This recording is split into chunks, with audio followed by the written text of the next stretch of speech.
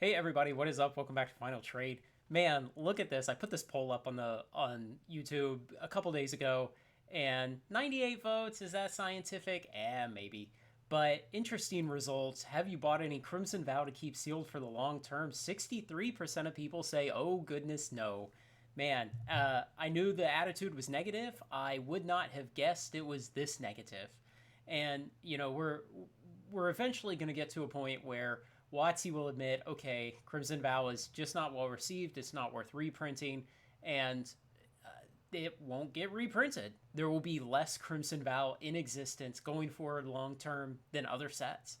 And there's always a chance, that in the long term, people find synergies, people find other things they like about it, or maybe just the supply is so low that the price is driven up by that long term. And when you see these kind of results that so many people are just absolutely skipping this set.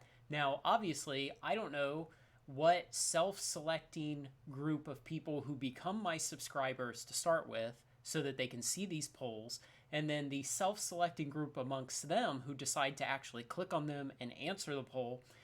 Maybe amongst those people, only a small percentage actually put boxes back in their closet to keep sealed for long term. Maybe, but it's really interesting, the numbers anyway. And so I am in that middle group. I bought the normal amount that I buy of every set. I got a case of draft boxes, and I got 4 collector boxes, which is about what I buy of every normal set. There's some sets I've gone heavier on, but you definitely face this situation where in the long term the rubber band pops back hard because there is so little of this in circulation, because the attitude around it is so bad right now. And I will not defend this as a good set that the market is misunderstanding. I don't necessarily think that's true. I guess there's a chance it could be, but as time goes on, that looks less and less likely. It's probably more of a situation of it's a bad, moderately bad, maybe really bad set. Hard to say. But if the supply is way too low long term, you can potentially miss out. And another interesting thing about supply and price and things like that, right now, those price increases that Watsy has talked about, they're not in effect yet. They don't go into effect, most of them, until July. And so right now, you can still get Crimson Vow today on eBay, $80 a box from very large dealers. Now, the wholesale price for small card stores is going to be about $86, $87 a box right now.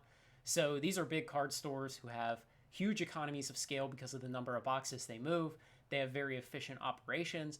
And even then, they're selling them at $80 a box, paying somewhere around 10% market fee on eBay. They're paying somewhere around $5, $6, $7 to actually ship you this thing in the US. And so they may or may not even be making money at this price point. Something to keep in mind is that this last sentence of Watsy's press release about price increases is that old products starting in July will cost more also. The current price of even things like Crimson Vow will not be preserved in the future. And so if we get into the future here in July, August, September timeframe, Crimson Vow will still be in standard for quite a while. If anything picks up on Crimson Vow, the price of the product will go up because any additional waves that Watsy leaks out of its warehouse in Austin will be at these higher prices. They'll be at the new, $93, $94, $95 wholesale draft booster box prices. And so what I'm trying to get across with all of that is these kind of $80 prices, they will not last forever. It's very unlikely they'll last forever, and odds are more likely that they will go up over time than down. So if you are at all inclined to have any position in Crimson Vow long term, and I don't blame you if you're not, but if you're at all inclined to that, you really need to think about buying it now.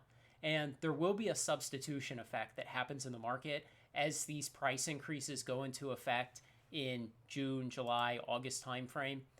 The substitution effect is people who are just pack cracking addicts will look for something to open, And if boxes of Crimson Vow are still sitting on the shelf at the local game store, still at $80, they're going to buy those. And so there may come a time when people buy these for no other reason than to get to the dopamine hit from opening packs, and these are going to be the cheapest thing. So there's a lot of interesting dynamics of things that are going on with this product, that could go on with this product, and definitely this result that so few people are interested in investing in this product at all.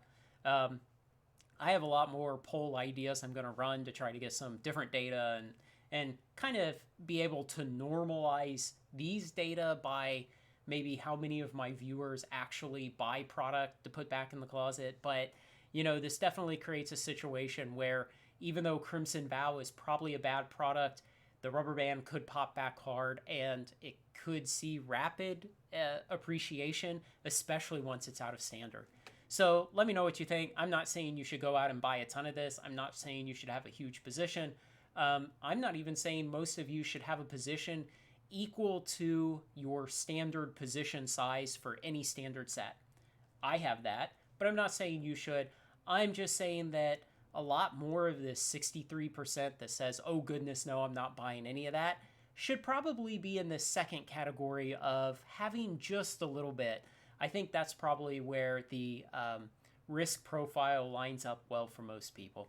So let me know what you think. Maybe I'm way off on this. Maybe the set's horrible. Maybe it's the next Dragon's Maze and it'll take 10 years before it does anything. I don't really think that's probably the case. It's probably a bad set, but it's probably not the worst set since Dragon's Maze. Let me know what you think. Like, comment, share, and subscribe. Join me on Final Trade. Thanks a lot, guys.